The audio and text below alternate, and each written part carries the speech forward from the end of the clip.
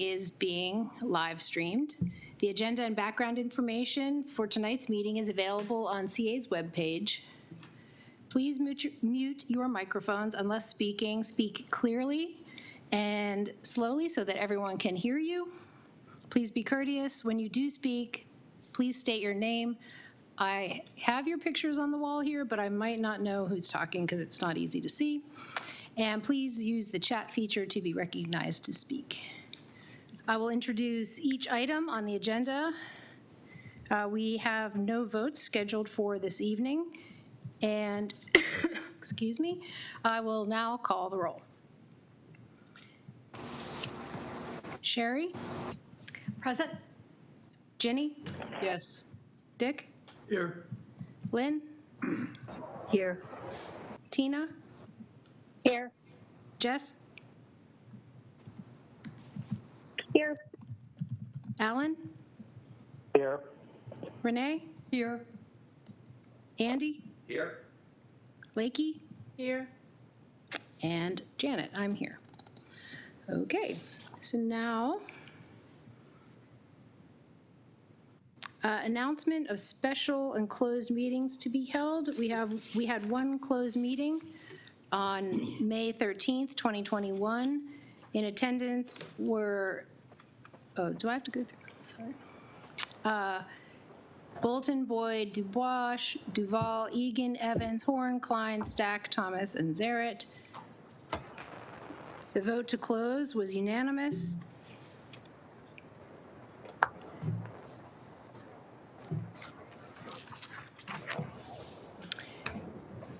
The meeting commenced at 8:27. The reason to close was based on issues of personnel, and the discussion was discussion of personnel separations. The closed meeting ended at 9:27 p.m.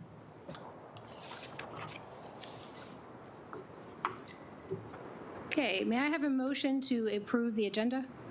So moved. Do I have a second? Sherry? This is Tina, seconded.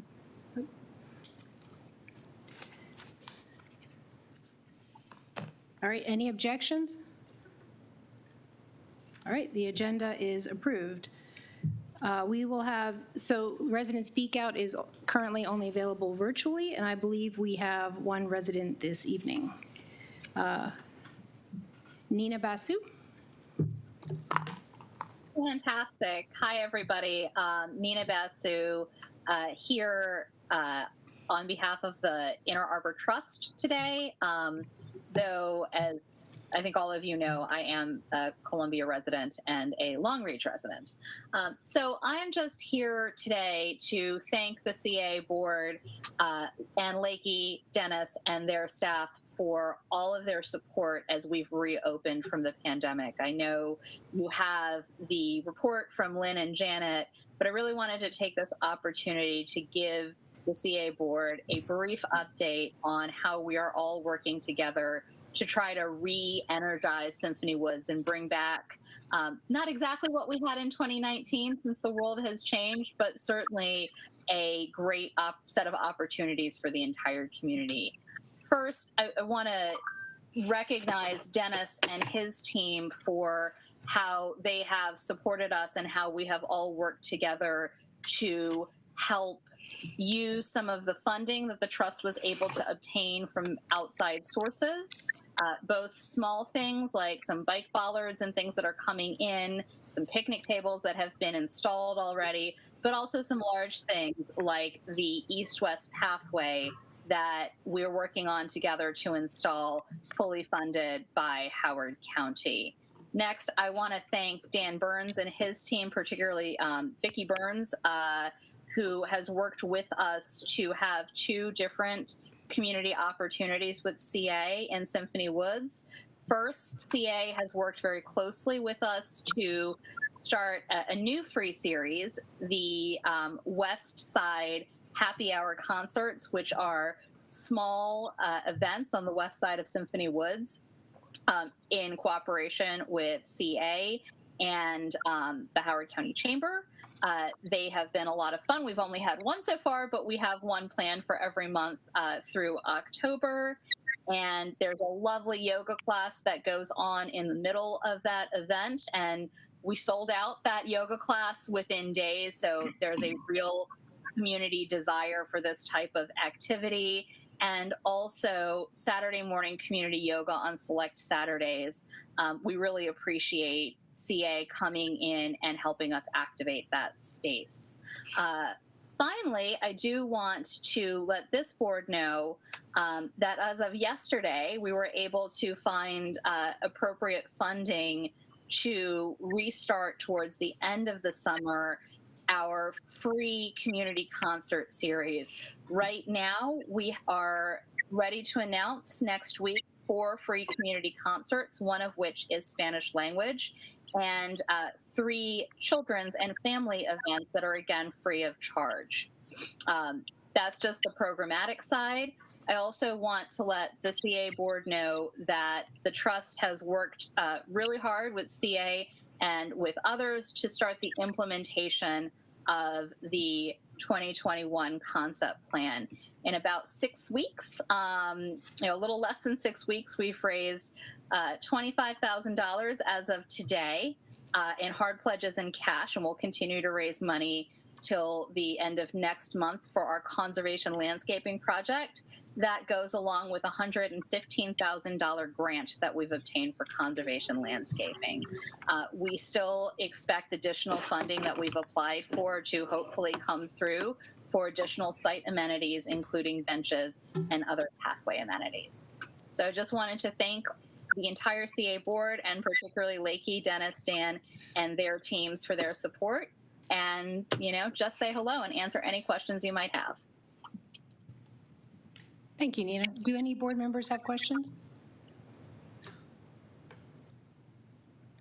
Okay. Thank you very much, Nina. Good night. Good night. Do we have any additional residents? Okay. Moving on to the consent agenda, approved. There are no board votes this evening, so we will move right into board discussion. And the first, oh yes, Andy. Jenna, could you just mention which items got approved on the consent agenda? Oh, of course, thank you. Just for information purposes. On the consent agenda, we approved the approval of the minutes for the April 22nd meeting and approval of appointments to CA's Architectural Review Committee. Thank you. Thank you. All right, so next up, board discussion. Discussion of board operations in fiscal year 22. Included in your packet is a list of operations for board work sessions, board meetings. So I think all of you have heard from me that I think one of my interests is to help us streamline our board meetings and to maximize our time so that we can focus on all of the things that we find the most important. So I would like to open the floor for discussion about board operations in general and any constructive suggestions for ways that we can improve our working together and the procedure within our meetings.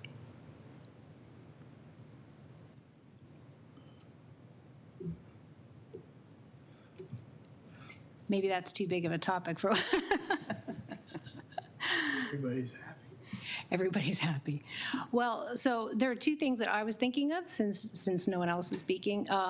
So I used to be the timekeeper, so I would really love to get a volunteer to keep time for future meetings. So that includes both timekeeping for resident speak out, which is limited, as well as keeping an eye on the time allocated for agenda items so that we try to keep on track and don't get sidelined by lengthy conversations unless we choose to. Is there anyone that would be willing to do time? It's a very glamorous job, I assure you. I would suggest we rotate that among everybody other than the chair. I think that's an excellent suggestion. If it works for you, I will create a rotation and you can let me know if for any reason you are unable to do it on the night that you are assigned. Does that work? Andy? I mean, if you want, I can do it at our June work session, if you want to Okay. start. It might be good also to just kind of put a little reminder saying so-and-so is up for timekeeping for that evening. Sherry? Yeah, I was going to say, if we can have some mechanism so that we're using the same, whether it's a timer or something of that kind. We used to have a timer. The big one on the wall?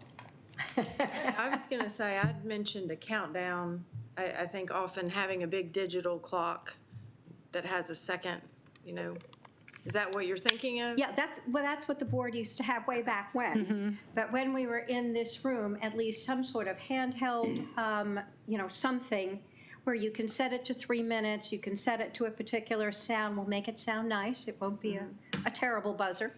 But I think if we keep that consistent and it sort of gets passed on to each person at the end of the meeting, it can go back to you or whoever, and then we know that we're being consistent throughout. I think that's something we can provide Okay. with the. Can I assign that action item to you? Yes. Okay. Dick? When I was keeping time, I just brought my kitchen timer in, so Good to know. it doesn't take high tech. It doesn't, but it's Doesn't not quite need as a large exact. It would be nice to have something on the wall, but in the Okay. meantime, Yeah. kitchen timer Little does it. stopwatch or something. Yeah. Okay. Well, the other thing, I don't know if we have such a device, but if you have something up here where the person speaking can see, it goes from green, to yellow, then red. When it goes to yellow, they know the 3 minutes, they've already used 2 minutes. And they only have 1 left, and then it goes to red. And that's just something you just press. I don't know if we have anything like that. Andy? But I like the kitchen thing. I use We that also when. had the big Andy's sheets, next. The big sheets with, Yeah. I think, if we do get a timer, which I think is a great idea, and I do remember back when we were in the other building. I remember that having it too. on the wall, and it would buzz, But what we need is clear instructions for how the person who's going to be keeping, because we did run into problems before where Yeah. we forgot how to use it. It just So like- a simple device with Very simple. instructions Assume a kindergartner that could perhaps operate it. go along with the device at all times, laminated. I will look into that, yes.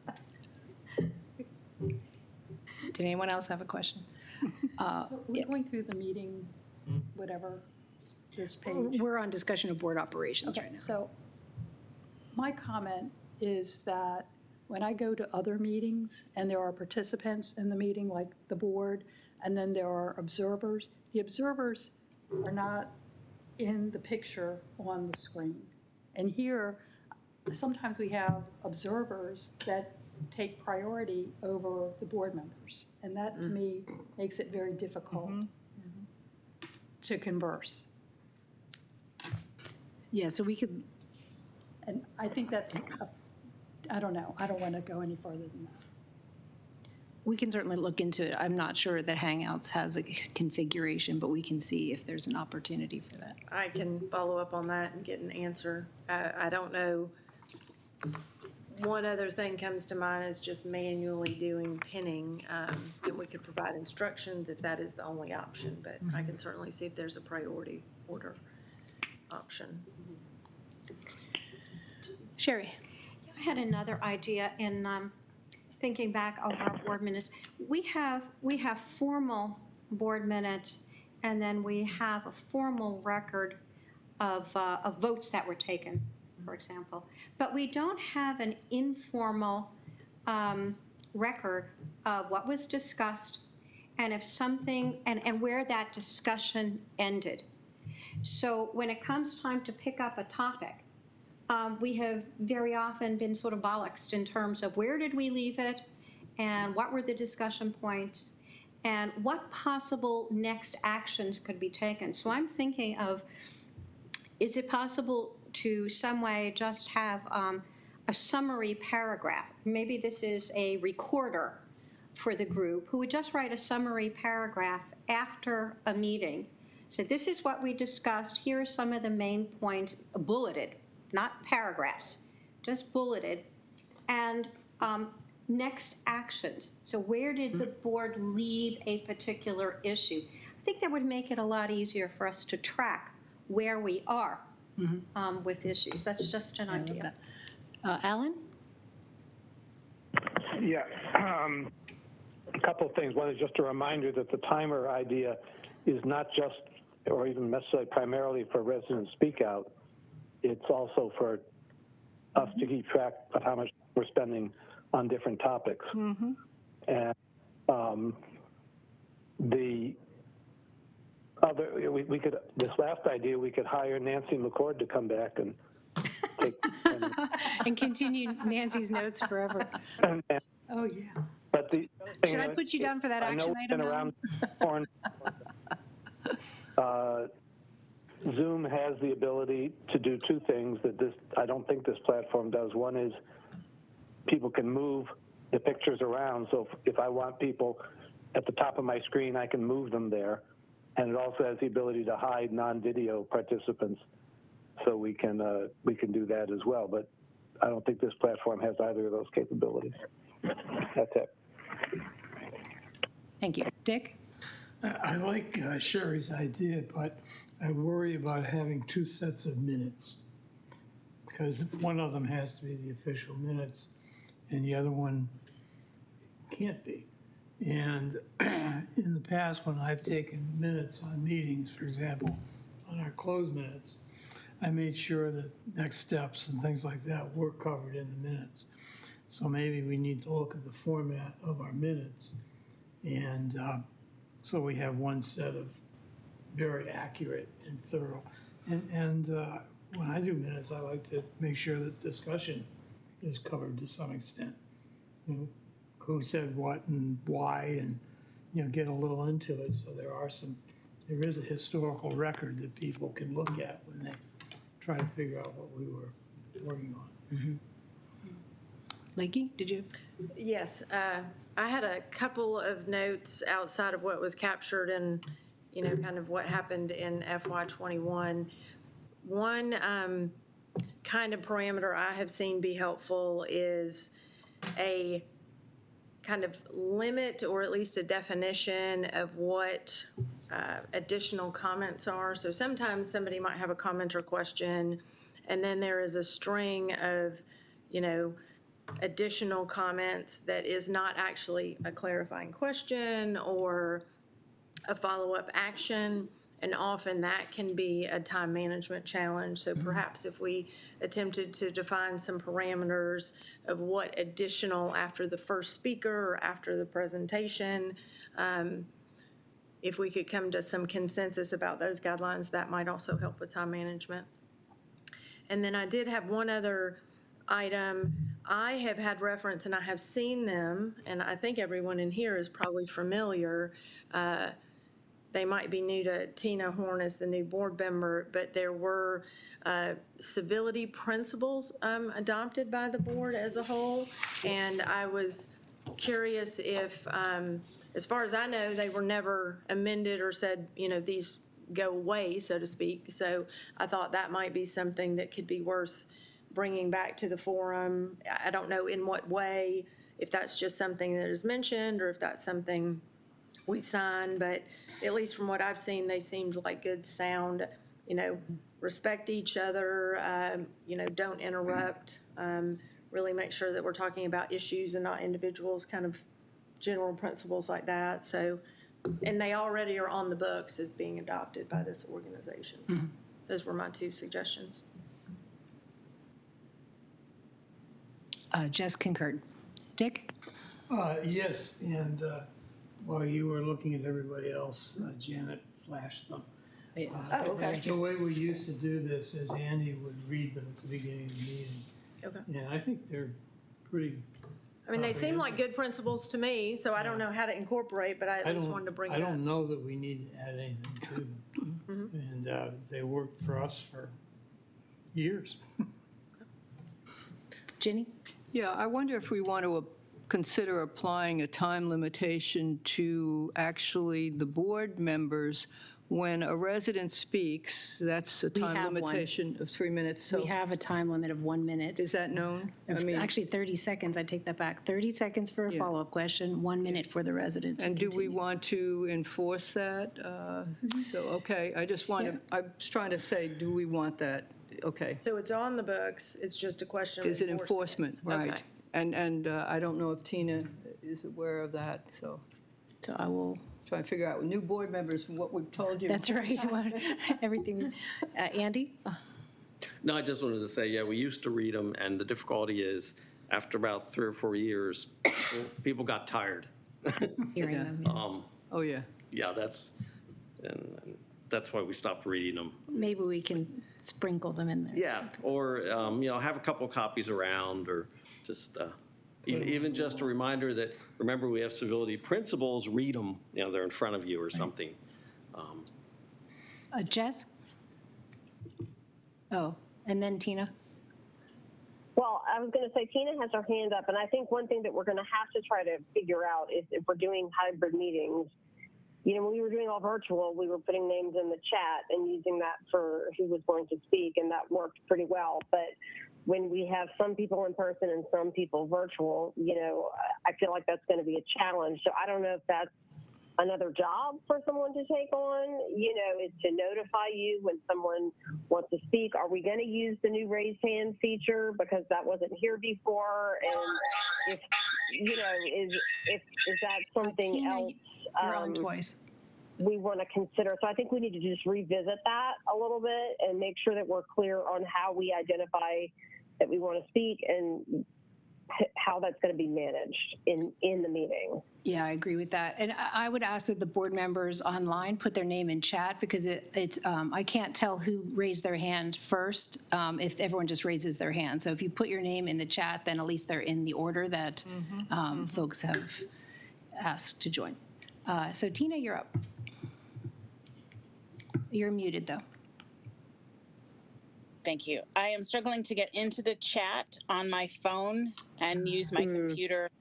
So that's why I raised my hand. I got you. What I actually wanted to say was that best practices I was always taught about keeping minutes was that you record action items and decisions only, and that the discussion is not relevant, that you've got a decision and an action item.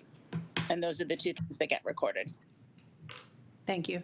And I wanted to go back to Ginny's comment on the time limit because I think we should limit speaking time on any agenda item because I think like 3 to 5 minutes is more than enough to say what you're going to say without,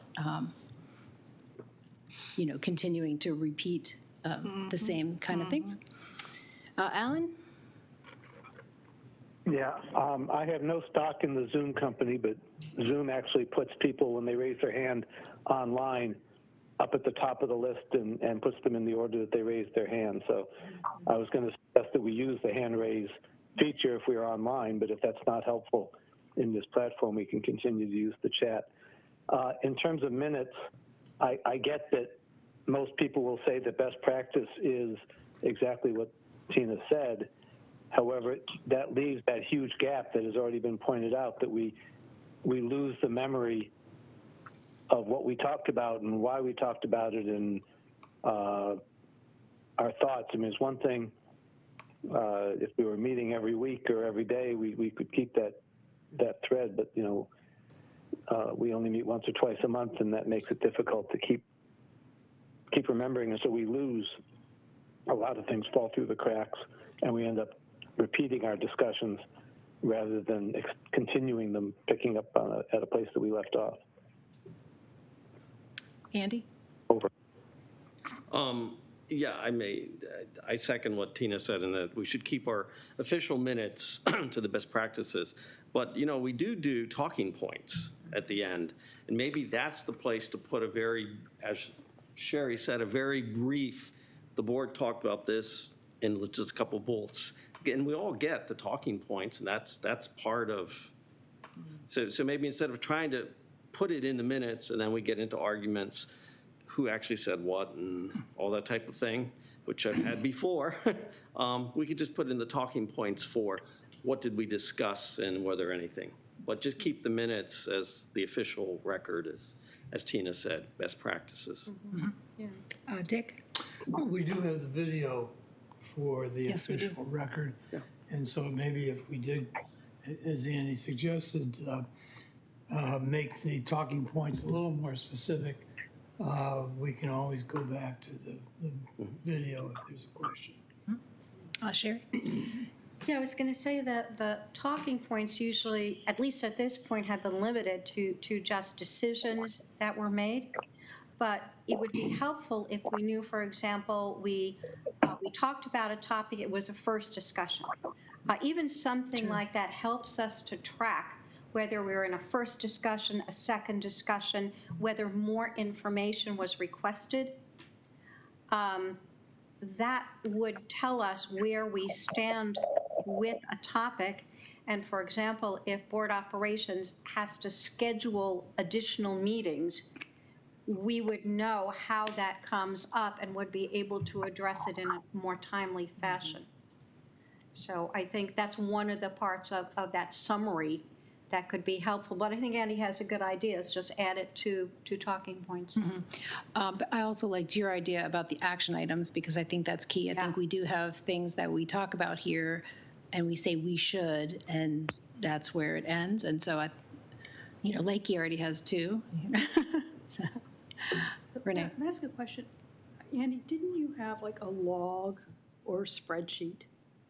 Could we take that log or spreadsheet and just expand on it? Could that be one person's role? A log of? Well, he had a spreadsheet or a log. I don't know what you called it. I hate to ask. The votes. agenda topics log. Oh. Janet would have the remarks column, which would say what we did, when we did it, and yeah. So Janet keeps that. Janet Logren, yes. We have a running log Yeah. from meetings. Yeah, so that tells us all the decisions we made that year But by the- topic and also kind of what we discussed. So do you mind if I ask a question? Because the discussion should be addressed to you. Yeah, of course, go ahead. So could we take that log or spreadsheet and expand it a little bit? It's up to the chair and the president. And I'm open to suggestions, so yeah, go ahead. I mean, we already have something that's sort of there, and if we could take that, and if it just said first discussion, and then if there was, staff will report back X, Y, Z, and just fill in that space with the date or time to be doing that. Because, and then is that on the Google Docs, Drive, whatever it's called? So I think, and actually you remind me of something I wanted to call out for the board, and that is adding agenda items. So, Janet keeps that log, and it's topics that board members say, I would like to add this to a future agenda. So I just wanted to reiterate, and I think this is probably new for Tina, and I will send you, Tina, what I'm going to talk about in a second. But you may recall that, so we have the ability to email an agenda topic to Janet, but the board approved the form, and I realize Alan has issues with it. However, the point of that form was to get a little bit of a summary of what each board member wanted to discuss with that action or with that agenda item. So, for instance, if you put neighborhood centers on the agenda, that's a very, very broad topic, but maybe there's something a little more specific that you're looking at talking about, like funding of neighborhood centers.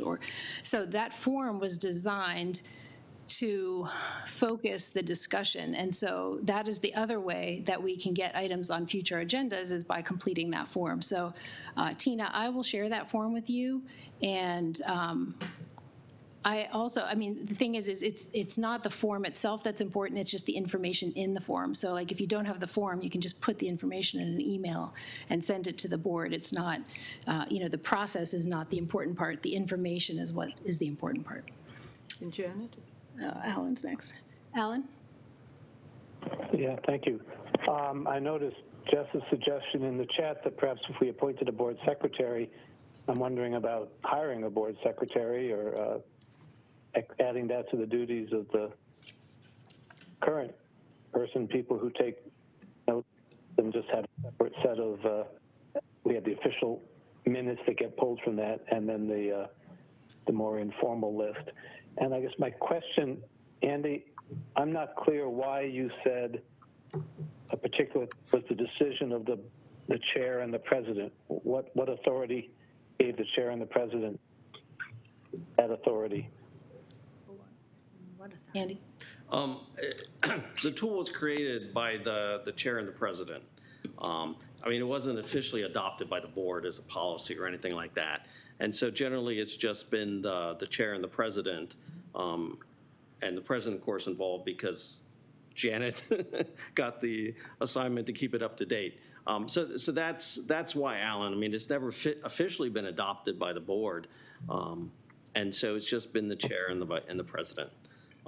I didn't mean it in terms of.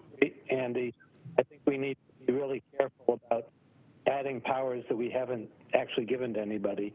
It's one thing that that's the way it's always been. It's another thing to say that that's the only way it can be without some other action. So I think we need to be careful about that, particularly given, no knock on you, particularly given how long you were willing to serve as president and serve as chair, and and you dealt with all kinds of things. Ginny? Yeah, the form you're talking about, Janet, that actually I think you created, I think one of the questions was also that when we fill that out, we should relate it to the strategic plan. Yes.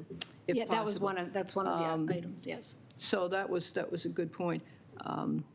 I kind of like Renee's idea, which is a spin of what Sherry was talking about, so we accomplish the same thing, I think, but it's all in one place. Right. So we could start looking at it more frequently, and it would have action steps, next steps, what the staff should be doing, what we should be doing, or what one of our partners should be doing, with a date maybe, and a deliverable date. If that's what we'd be using it for, maybe we need to just make it more robust, and we begin to use that. It's in one location, as opposed to if we keep it in the minutes, then, to track what minutes on what issue, forget about it. I don't know. I think that's what. Yeah. You reminded me of something else, too. And one of the things that I'd like us to focus on this year is, as we talk about any topic, looking at the problem we're trying to solve first before we dive right into solutioning, so that we make sure that we're all on the same page about what it is we're trying to accomplish, so that we're all working toward the same goal once we start the discussion. Yeah. Yes, Renee? I mean, I've only been here 2 years, but one other thing that I would say is that we need to skinny up our list of things that we want to discuss. And we need to pick 3 or 4 real items and dig in and do the homework and get them resolved. We seem to bounce from thing to thing and never accomplish anything. And that's only after 2 years. So I'm not sure what 4 years is going to do for me. But I think having a priority list of 3 or 4 things, and I know COVID has struck or did strike or whatever, but I think having just 3 or 4 major things and scheduling them out over the course of the year, defining the problem, what is staff going to do? What is the board going to do? What do we need to do with the community? And have some type of timetable and framework to start would be enormously helpful for me, rather than to just bounce between all these little things. Yeah, I like that idea, too. And I also think part of tracking, oh, sorry, did anyone else have something before I opine? Oh, Tina? Yeah, go ahead. I wanted to, I guess I'm confused because what you said earlier, Janet, about trying to, what are we trying to solve? Because I can't tell anymore what we're trying to solve. I think that what Ginny described is what I would characterize as an action item checklist. And so when you've got a meeting summary, that's what we talked about. Those are the decisions that we made. You've got an action item list telling people what to do. and a video recording of the meeting, I don't know what we're missing. What are we missing? Because we've got those things in place, right? So we can go. Yeah, we do have those things in place, Tina, but what I will tell you is, not the newest board member anymore, is that Give me that crown. I'm passing it on to you, and Jess is not the new one either, is that there's not a concise place to look things up. You have to bounce. And unless you have a lot of time, I mean, some of these meetings are 3 hours long. And to sit there and watch video gets to be pretty monotonous when you're on the third or fourth meeting. I mean, and so if you can find a way, not for everything, not the development tracker and all this other stuff, but for some of the bigger items, to just outline 2 or 3 things so we know where we're headed and anybody can look it up. It just would save me a lot of time. Dick?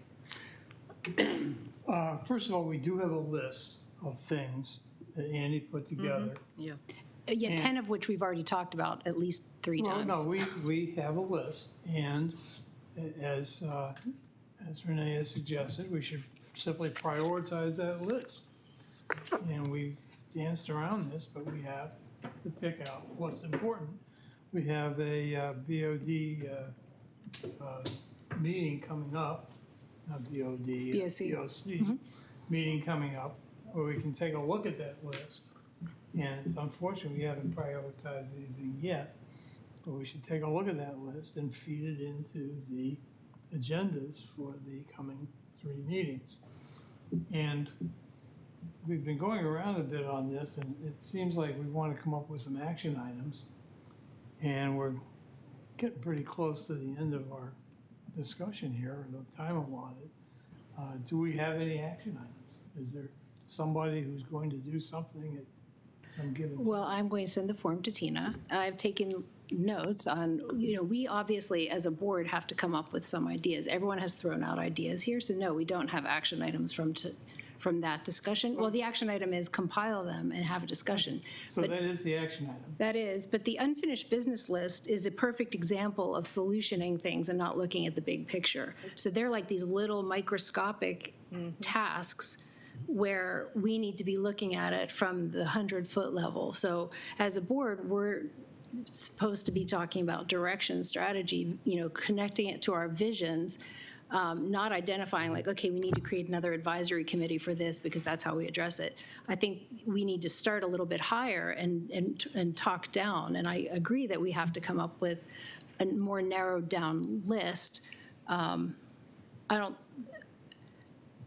I have to be honest with you, I'm not exactly sure what I was supposed to accomplish with this agenda item. So I think that's obvious, but I think it gives us food for thought as we start discussing how and what we want to focus on. Yeah, Dick had his hand up. Well, we have a lot of food for thought, and it's time to decide what we're going to eat first. And I really do think that we should take a look at Andy's list and see what are the key things that have to be done right away. Because there are a couple items on there that need immediate action. And there are, as you said, I don't think it's there's complete, a lot of though. stuff, too. I don't think it's complete either. I think we need to. Well, we should add on to it and make it complete. Renee? So what I was going to say is, in an interim period, 2 weeks, 4 weeks, whatever the time period is, until we get all this straight, I would be willing to make notes from the meeting and to sit down with Janet and have her add to that outline list that Andy started to kind of fill it in from what we have right now, if that's okay.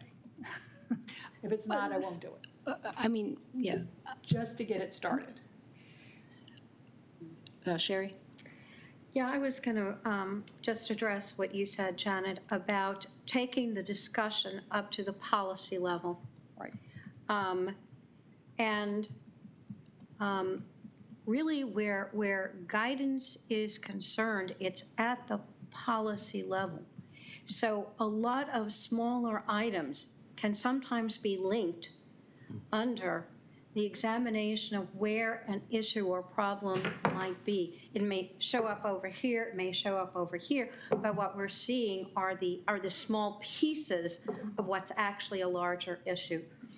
So I think one of the things that has been missing is the ability to engage in that higher level and sometimes much more intense discussion that may be about philosophy, that may be about direction, that certainly should be about strategy, because that's really what we're trying to do.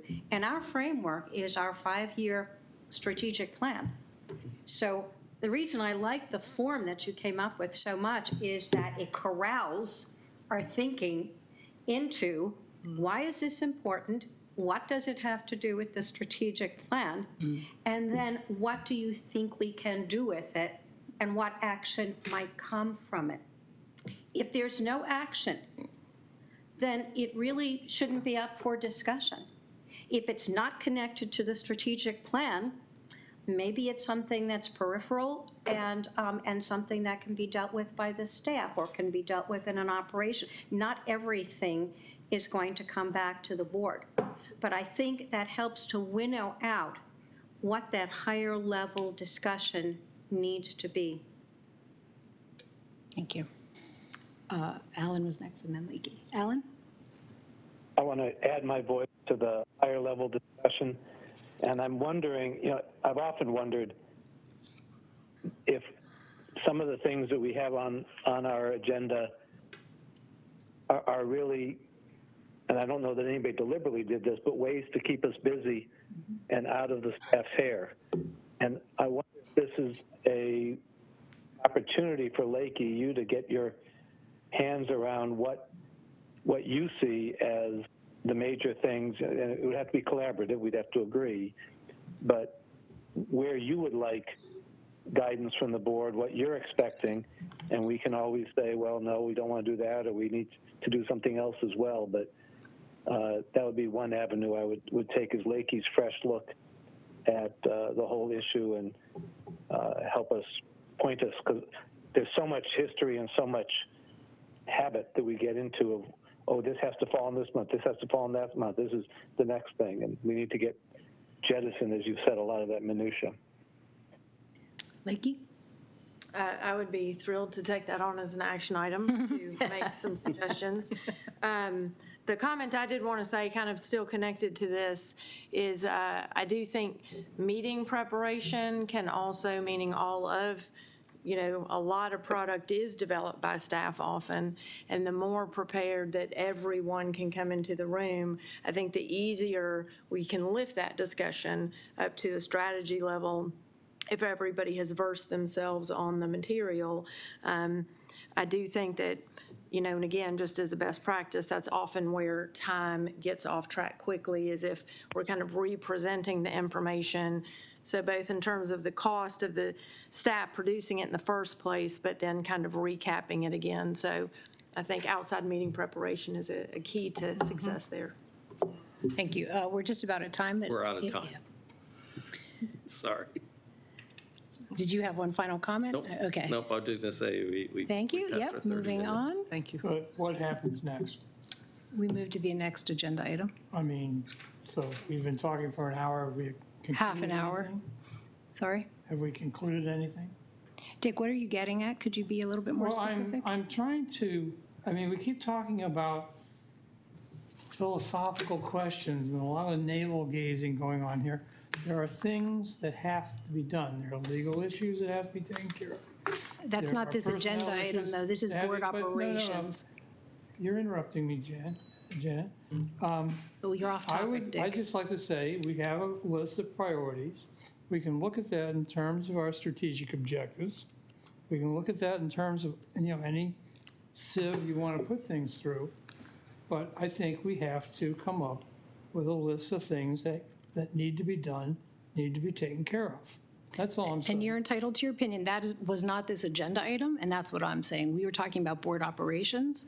So to me, that's how we operate, not how we choose, not which topics we choose. Sure, you had your hand up. I was going to suggest that that we develop that priority list with our next strategy session, which is the June 12th, where we use that to hone in on what our priorities are going to be and set some board goals and objectives for this year. I think that's one of the ways of corralling that discussion. It's one of the ways of prioritizing. And it will allow, as Dick said, the ability to look at what's the most important thing and what things need to be accomplished this year. And that allows us to see there may be other interesting topics, but maybe we can't get to them fully and completely in the time that we're going to have. And I would love to see a timeline, month by month, where we've got those issues kind of sliced in. Okay. Thank you. All right, moving on to the next topic, new Town Charette. I am going to turn this over to Kristen. Hello, everybody. Can you hear me? Yes. Hi, Kristen. Okay, great. I have a PowerPoint that I'm going to provide to you in just a moment. I do want to just give you a heads up that I'm not going to just talk about the new Town Charette because there have been other GPU updates or GPU progress since the last update that I gave you. So my presentation will cover both the new Town Charettes as well as the GPU progress in general. Let me try to share my screen here.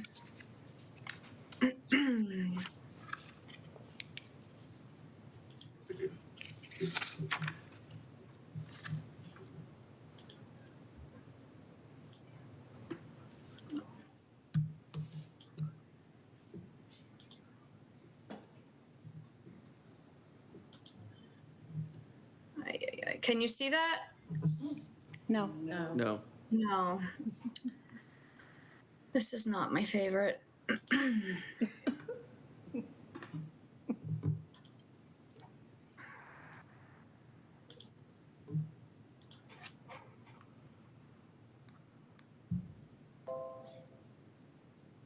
There we go. Yes. Okay. I'm going to try to get it into presentation mode now, see how that works. Is it showing up in presentation mode for you now? No. No.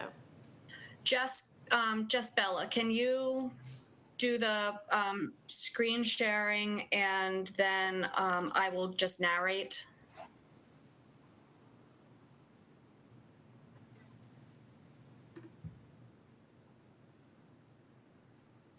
Great, I think that looks like what I was hoping for. Okay, next slide. So I just want to give you all a little reminder of where we were last time we talked. The county presented a series of 4 scenarios to the public to see what the temperature was on each of those and what kind of feedback they received from those 4 options, with the intent that not only would some attention be given to the favorite scenario, but that some sort of hybrid pulling elements from each would be able to be developed. They went from scenario A through D with increasing intensity. By and large, the most popular scenario was scenario C. And this one had targeted growth at urban centers, and it was one where Gateway becomes a regional mixed-use activity center. Next slide. There were some great outcomes. Statistically, there were 388 members, community members, submitted surveys, 202 people participated in the workshops, and 1,690 comments were received. So there was some really great community participation. The majority of the participants showed optimism for growth. I'm not going to read this all word for word. Participants were generally supportive of growth as a means of diversifying the tax base, and concerns were based on the infrastructure and schools. Next slide. Key takeaways were that duplex, triplex, and quadruplex were identified as needed. Single-family homes detached homes were also needed, and I think that speaks to the need to have different sized single-family detached homes. Some people want smaller housing still in that format that is not often available. Parks, trails, and natural areas were valued. The majority of people wanted to see the new housing and activity centers, and particularly relevant to Columbia was that a strong majority of 80% wanted to see Gateway as a major development activity center. 71% wanted to see it developed as mixed use, and 74% wanted to see a focus on technology and innovation in our future Gateway. Next slide. In the past month or so, the county also released their diversity, equity, and inclusion document. I just want to bring this to your attention so that you can see that groups that are often not represented or included in the conversation were, and the county is reaching out to them. Some examples even include our CA millennials. Also middle and high school students, various ethnic groups, various special interest groups were all part of the, I guess we can call it a charrette as well, the diversity, equity, and inclusion charrette. Next slide. These groups raised issues that are not unfamiliar to us, ranging from our sidewalks, from the county's sidewalks and bike networks, public spaces, the cost of housing, senior housing, diversity, and accessibility of jobs via transit. There were a lot more issues. I just picked a few there, but it shows that they were able to speak to topics that were of particular interest to those groups, but that there's also a lot of overlap with what we're hearing in general from the community. Next slide. So the general plan is being approached by what they call the PSET framework. If you've been following along and participating, this is familiar to you by this point, but it focuses on 4 different classifications that are applied to geographic areas generally. These are preserve, strengthen, enhance, and transform. And special and areas, or in some cases, concepts, are given these classifications in order that we might consider how they will be treated in the future. So for example, preserve, you can imagine maybe open space, and we want to ensure that that remains an important part of the county into the coming decades and generations, whereas transform will be applied to Gateway, where we expect to see significant change in the future. Next slide. I realize that these maps are hard to read, but I just thought it might be helpful to get some sort of illustrations on here.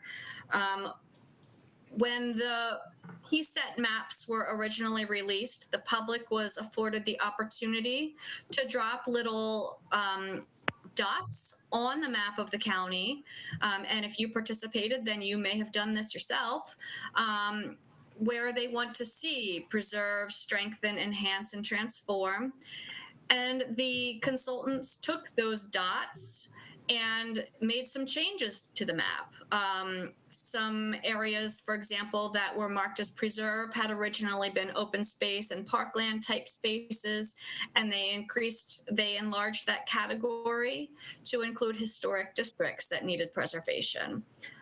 Other dots were either reinforced by a lot of people agreeing with them, or changed where the consultants saw that there was a lot of interest in one direction or another, one classification or another.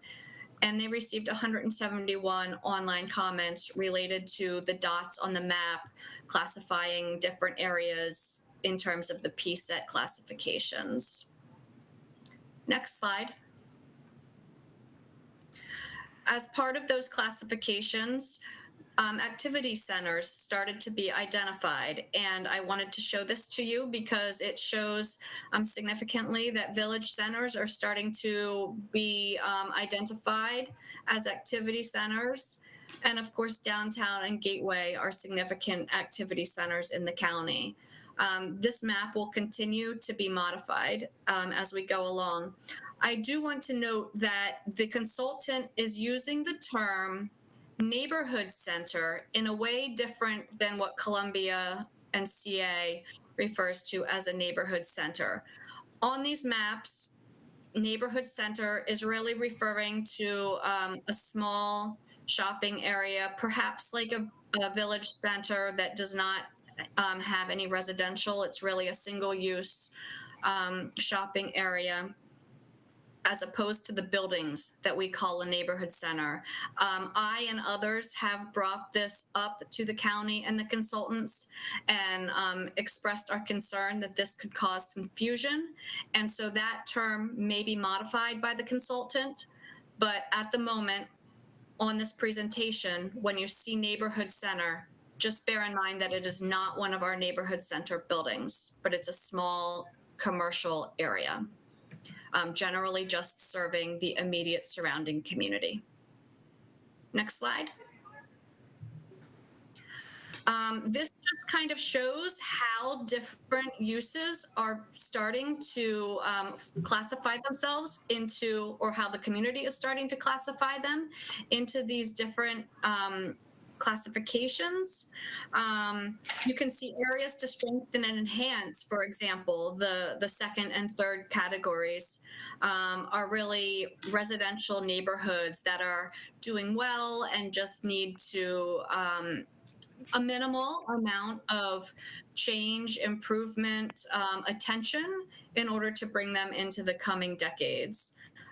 Enhance, we see things like campuses, mixed-use centers, neighborhood centers, and suburban retail, which I would say includes our corridors, Snowden River and Broken Land, so forth.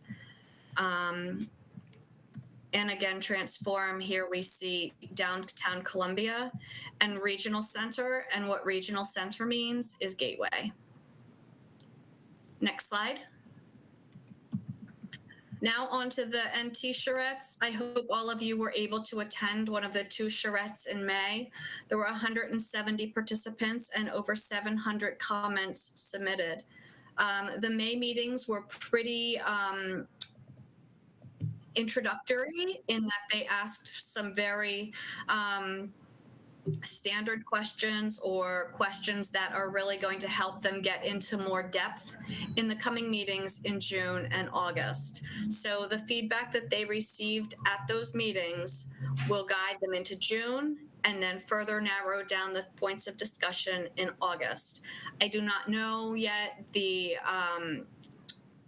the collective feedback that they received in May. I attended one of the meetings. Jessica attended the other, so we were involved, but the surveys were not, the results of each questionnaire were not tallied and given to us in real time. Next slide. Also wanted to just let you know that the GPU format is starting to come into the picture. The consultant has suggested that it may look something like what I've shown on your screen here. With each of these character areas, remember this is a neighborhood center, which isn't what we call a neighborhood center, but nevertheless, each character area will have a section of document directed toward it with some imagery, a paragraph, a kind of narrative paragraph describing the center, and then a collection of approximately 15 characteristics. Here we can see examples such as street and block patterns, building types, and it's going to be some bulleted lists that give a sense of what these places should look like and how they should work. And having this will be an excellent way to, in the future, amend the zoning, to do the zoning rewrite, following these guidelines and really transforming them into measurable bulk standards and the sort of thing that we typically find in zoning code. Next page. And that's the full update. As I mentioned, June and August, we have the next 2 dates for the new Town Charettes. And the more people who attend, the more voices who are able to get out there, the more influence Columbia can have on the county's progress. So I encourage you to encourage your friends and neighbors to participate and to get involved. So I'd be happy to take any questions. Thank you, Kristen. Dick? Kristen, I've been very impressed by this whole program. We've got some real city planning experts working on this, and this is good. But the sense I've been getting as we go from, over the last few months is that the consultants we have don't really understand Columbia. They are applying advanced state-of-the-art city planning to this project. They don't have a sense of the Rouse vision. They don't seem to have a sense of our traditions, our values. For example, you just mentioned neighborhood centers. They see little shopping areas. We have village centers. That's a key part of the Rouse vision, the village centers. And that's where we want to cluster commerce. They keep talking about commercial corridors, and they mention Snowden River Parkway. This really just scares the hell out of me, because what they're talking about is Route 40. They want strips of strip malls and of hundreds, thousands of little enterprises all shouting for attention. That is exactly the opposite of what Rouse intended. And we've seen what's happened on Snowden River Parkway, where they're sticking in gas stations and things like that. And recently we had to fight in Lakeview to keep them from putting a strip mall in there. They just don't seem to get it. I mean, we're not another just standard suburb that needs to be updated. This is Columbia, and we have values that need to be preserved. So I'm very disappointed in that. I do appreciate the way you're fighting for us, but I hope that you let them know that that we're unique, we're special, we're different. Yeah, I actually haven't heard them advocating for commercial development along the parkways. It's been primarily for activity centers such as the village centers. When we talk about the parkways, at least in terms of the feedback that I've been providing them, it's for the preservation of the parkway landscaping and aesthetic. There hasn't been, I'm trying to think off the top of my head, I can't remember of any point in time when they were seeking to turn our parkways into a Route 40 type thing. I may be forgetting something, but they're really focusing on activity centers and not these linear corridors for retail. Well, I brought this up at one of these meetings, and when they say commercial corridor, they also say Snowden River Parkway. They have linked those two together repeatedly, and that worries me. Alan? Yeah, I would share that same worry.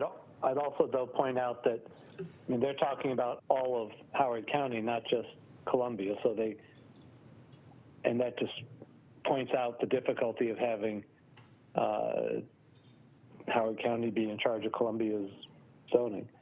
My concern, it sort of dovetails with Dick, is I worry about, when I get that they're professional, I also worry about their objectivity.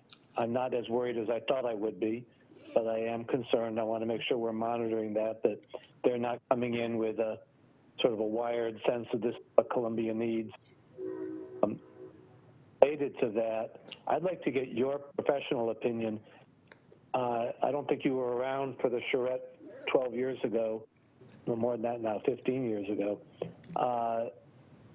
that many people called a charade because their experience of it, I wasn't there for it, their experience was that although the public gave input, it seemed like every time the consultants went away and came back, what the consultants came back with was something different than what the public had said, and the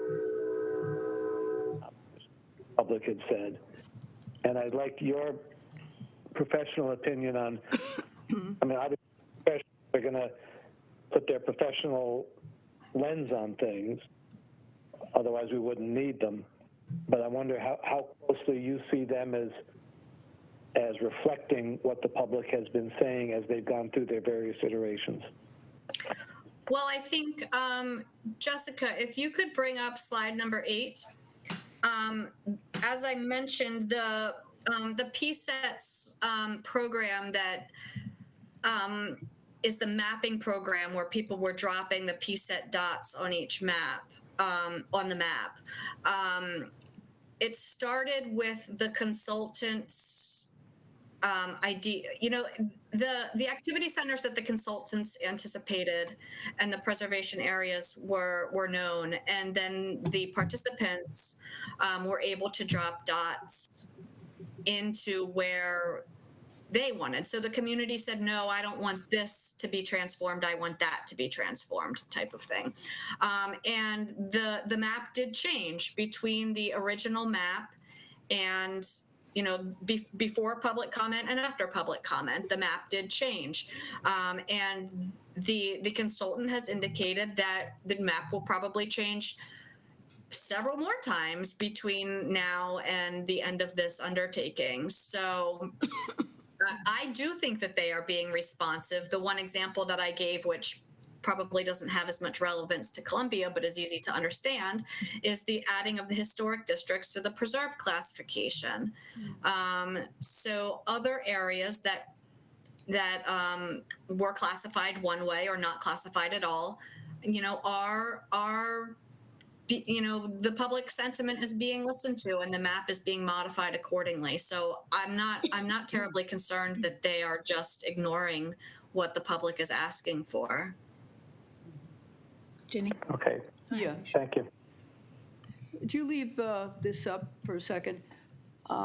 Just 3 quick questions. One, when you look at this map, I don't see too many dots along Route 99 or the northern part of the county, the western part of the county, and the central part of the county in terms of any development. Now, in one of the meetings, they talked about they were all interested in MIHUs and more housing being developed in the rural area. They didn't seem concerned about water and sewer, at least when we had the housing person present to us. They seemed to think they could do more affordable housing out there. I'm not sure I see any dots that would allow for that. That's question 1. 2, I normally have agreed with what Dick said about Snowden, and actually you could throw in, I think they talk about Little Patuxent Parkway, maybe a Broken Land Parkway, Dick. But in looking at this, I'm beginning to wonder if you couldn't transform some of that's there, that may be able to do a better job on some of that strip development on, say, Snowden, right beyond Broken Land Parkway, those 2 shopping centers near the Supreme Court. Maybe there's a way you should think about some transformation with some open space and, you know, make it look a lot more attractive. So I don't know. The third thing is when they say neighborhood centers, I understand what you're saying about village centers versus neighborhood centers, but are there anything in the Columbia area that they consider a neighborhood center, like Allview, Atherton, different areas that are either out parcels or in Columbia? Okay, should I Ginny, you start? can't give me 3 questions at I once. was going and to say, expect do you me to remember the first question, Kristen? take notes. No. Can I'd be you- happy to can do you it again. re-ask your first one? I don't see too much in the western part of the county. Route 99, that's a pretty big area out there. There's 40. not too much out there. The last meeting that I had, which was actually yesterday, Oh, Central. with the Planning Advisory Council, we did have people in attendance to give us special input on both transit issues as well as infrastructure issues.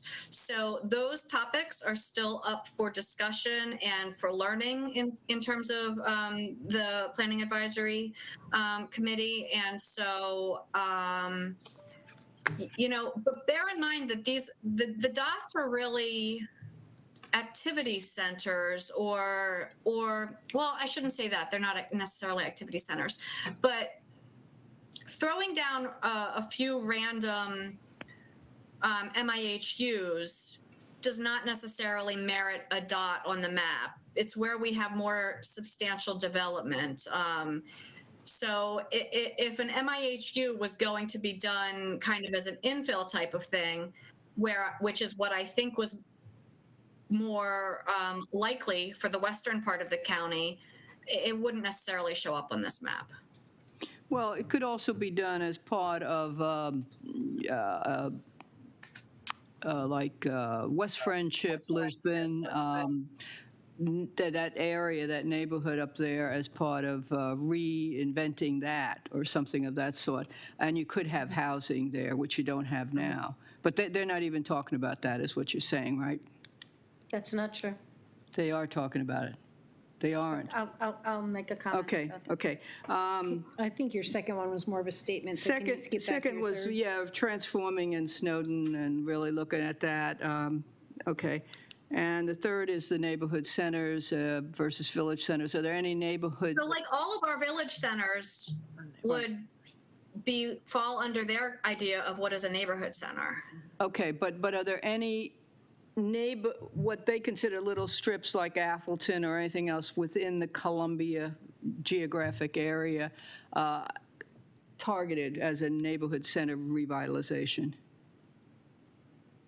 I would need a more zoomed in map to really pinpoint where each of those dots is, but activity centers are not strip malls. They're going to be more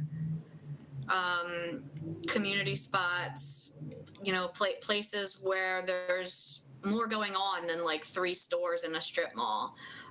That's not to say that what you consider a strip right now couldn't be enhanced into something more interesting. And I would have to look at a more zoomed in version of the map to pinpoint where each of those are. But I think that when they say neighborhood centers, what they're talking about is something that you think of is what our village centers are, what you think of. Sherry? Okay, thank you. Yeah, just by way of clarification, I've been sitting in on all of these meetings, and I think we have 5 more 3-hour meetings to go. So there's a lot is in flux here. And there certainly is the possibility for additional changes, and I'm quite sure that the maps will continue to change as we go further.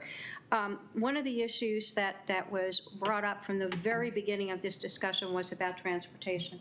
So people have repeatedly brought up that the issue of moving ahead with development without front-loading the transportation issue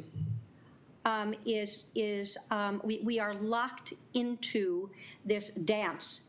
And often it has been the case where we've had development and the transportation has not followed. That has been brought up numerous times. So the larger group is well aware of this and is continuing to push this as an issue. As far as the western part of the county is concerned, we heard from the water and sewer people.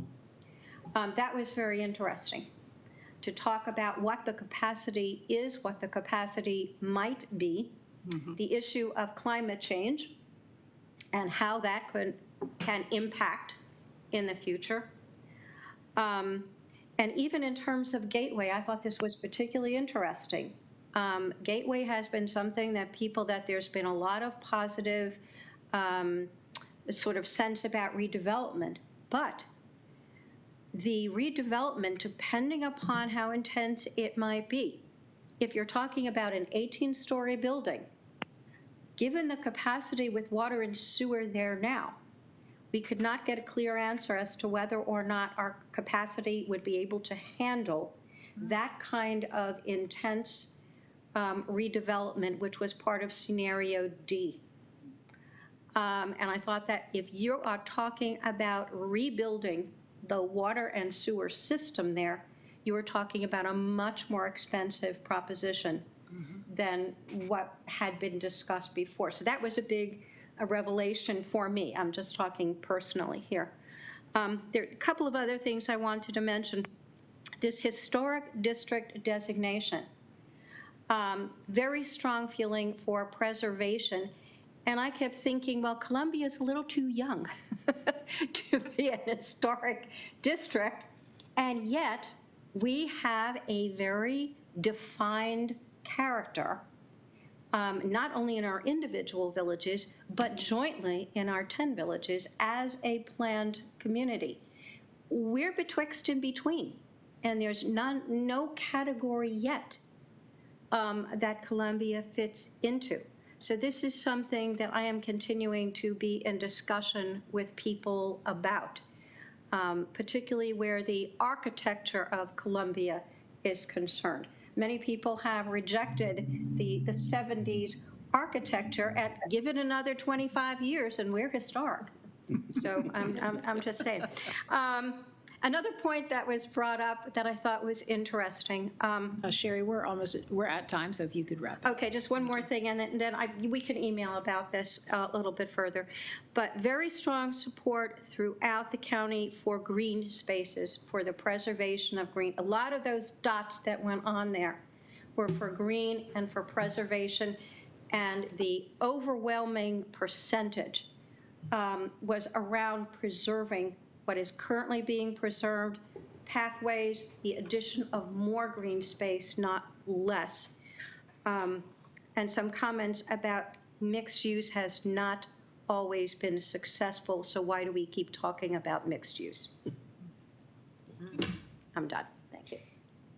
Thank you. If there's anyone who has not asked a question that would like to get one in under the wire, we're at time, but I wanted to make sure everyone got a chance to speak. Okay. Thank you, Kristen. Thank you, Jessica. Thank you. Okay, Chairman's remarks, they're in your packet. Does anyone have any questions? All right.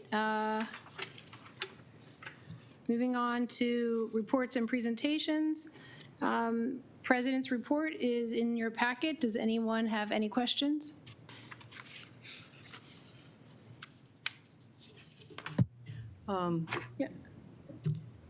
Yeah. Ginny?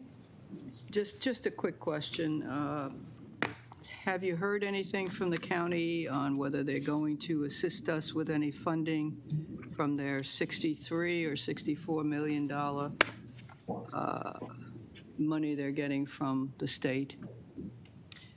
We do not have a final answer on that. We have followed up from a submittal that happened early on.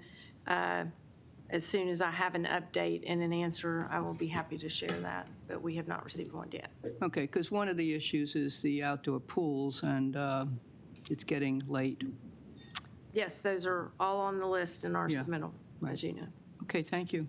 Sherry? Yeah, I had a question about school-age services, and Yeah. what have we heard about reinstituting the before and after school program, getting geared up again, for the September schools? So initially, we do have a really strong count. The expectation, Howard County actually did reach out proactively to confirm our ability to be staffed for it. We don't have a final count yet. I think we're at least 20 schools, but we are in those talks now and are feeling positive. We had conservative efforts estimates in the budget, and we're hoping that we will overperform. We don't know that answer yet. That's great. That's great. Thank you, Lake. Okay, the Inner Arbor Inner Arbor Trust Board of Directors report is in your packet. Does anyone have any questions? Included in that packet were the updated COVID-19 policies for the trust. So if you have any interest in participating in an event there, you can read those to find out more about the COVID policies. Actually, Yes. we went to one, the Candlelight, and they did a phenomenal job. I mean, they just, it's fantastic what they're doing in terms of meeting the needs of the public, different type needs, et cetera. My compliments to the staff at the Inner Arbor and the board. Nice, thank you. And actually, I guess our staff too, because it's our staff that certainly open space and anybody else that helps them. So it's great work, guys, really. All right, we have no financial reports and updates tonight. So next up is the development tracker. Does anyone have any questions on the development tracker? Janet? Yes, Dick. I just wanted to say that there was a recent hearing on the Lakeview development. Things are going our way, and I got some real compliments for Jessica from people who had been there Yes. that said she did an incredible job. Yeah. Yay, Jessica. Thank you. Anyone else? Okay, so we're moving on to capital projects and open space updates. Dennis, you're up. Thank you. I'm going to share my window.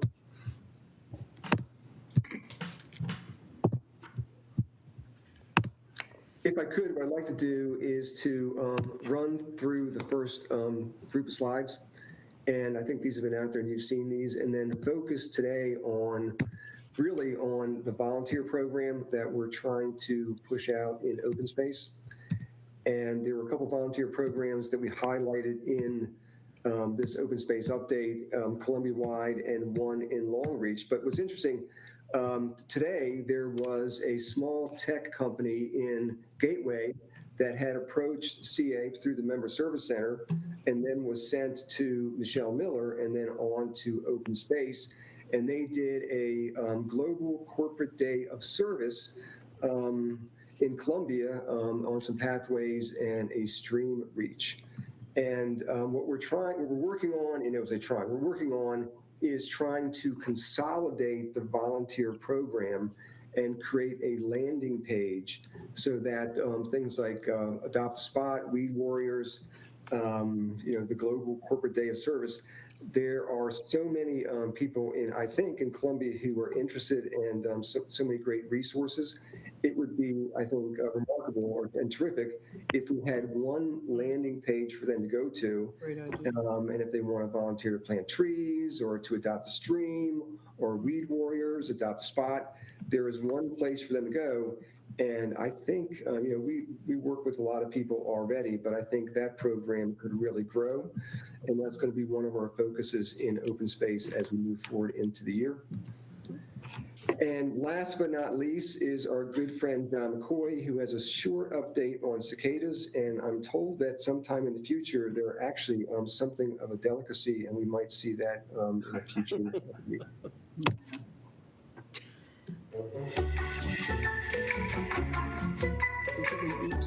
Well, good morning. I'm John McCoy. I'm your watershed manager. I'd like to welcome you to our maintenance facility. We're standing right next to the employee parking lot. And if you listen, it's kind of quiet. We got a little bit of traffic here and there, but that's not going to be the case in the next couple of weeks. The cicadas are coming. A brood X, which is the Roman numeral for 10X, so it's brood 10. They're not pests. This is actually a really neat natural phenomenon that all these bugs that have been in the ground for the last 17 years suddenly come out. They don't bite, They don't sting. They don't eat solid food. They're going to take nutrition through fluids to keep them from dehydrating, but this is all about reproduction. And they are coming up out of the ground to reproduce, and the nymphs, when they're done, the eggs hatch, will fall back to the ground, and we won't see them again, not this brood, for another 17 years. So let me show you where they're coming from. These are the holes. There are cicada nymphs, grubs, down in these holes, waiting to emerge. They will come out when the soil temperature is 64 degrees. It's currently 61. After a good rain, the ground's soft. And there are a bunch of them. There's another one here. There are 2 more here, 4 here. So this is an immense hatch of bugs. I thought he was going to tell us how to eat them or cook them, or what happened? That's the next one. The next one. Dennis, you're still muted. Sorry, that is for a future episode, and I'm told there's something of a delicacy, and we have a couple team members in open space, and I think Sam said he's interested in trying them. So stay tuned for a future update on cicadas. If I could close by just saying, this is a terrific time to be in open space. We are everywhere. We're in the lakes, we're on the pathways, we're cutting grass, we're building bridges, we're on tot lots. It's a great time. My guys are, I feel great about the pandemic is ending. But it is, we're really active out there, and I want to thank our guys for all their hard work. Thank you, Dennis. Tina, did you have a question? I do. I wanted to just, well, no, it's a gratitude. I wanted to thank the open space team and the communications team both for so quickly responding to the racist vandalism off Harper's Farm Road. Sure. Thank you. Thanks. Mm-hmm. You, Tina. Alan? I will ditto that. And also, Dennis, I've been fielding comments from residents about that they don't feel like the entrances in Harper's Choice have gotten the same attention that entrances at other places have, and I've been trying to tell them we're transitioning to perennials rather than am I telling them the truth, or what's going on? So it's a combination of that, and we have a new on-call contractor who was doing a little bit of catch-up work. So it's a combination of those two things. It's the annuals and also the new on-call contractor. Okay, thank you. And as always, I appreciate a couple of times in the last 2 weeks I've reached out to you for things on the pathway and entrances, and you've been extremely responsive. Thank you. I look at all you guys as extra eyes for me out in the open space. And I look forward to the call or the emails, and if you see anything, just send me an email, we'll take care of it. That reminds me, Dennis, I have a list for you, but I did want to say, that I love the idea of consolidating the volunteer opportunities. I think I think there are a lot of people looking for things like that to do, and if they have an easy place where they can sign up or at least see what opportunities are available, that's huge. I would also mention to you that Nielsen, that is located in Gateway, has a global day of service every June, and they're always looking for additional volunteer projects. So I don't know if, I could probably put you in touch with someone there, but that'd be great. yeah, they historically have, a lot of things going on, and everyone is given the day off to go do stuff. So. And people are finding a way to volunteer, and it's not that easy right now. So I think if we make it easier for them, that program can really grow. And it's a great touch point for CA and its residents. Anyone else? Questions for Dennis? Mm-mm. Thank you, Dennis. Thank you. All right, moving on to tracking forms. I have nothing on the tracking forms. Is there anything that anyone wants to add? Mm-mm. Okay.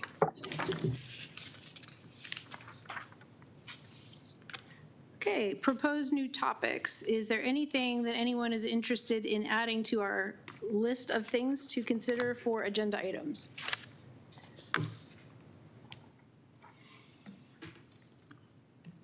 Janet, you said you had some additional thoughts to add to Annie's list? I have a whole bunch, but I don't have them prepared to read out, so I will send the board. I thought that that would be a topic for our board retreat on June 12th, so. Looking forward to seeing what you got. Do we have a time for that yet, or? No, we're still working on it. Okay. Okay. All right, so we're to talking points. Hi. No talking points tonight. Okay, that makes it so easy. That's it. Wasted a lot of time. Never wasted, Dick. All right, so I will adjourn. Oh, may I have a motion to adjourn? So moved. Seconded. All right, Ginny moved and Sherry seconded. Any objection? Okay, then at 8:35, we adjourn the meeting. Good timing. Thank you, everyone. What time are we going into our next session? 10 minutes.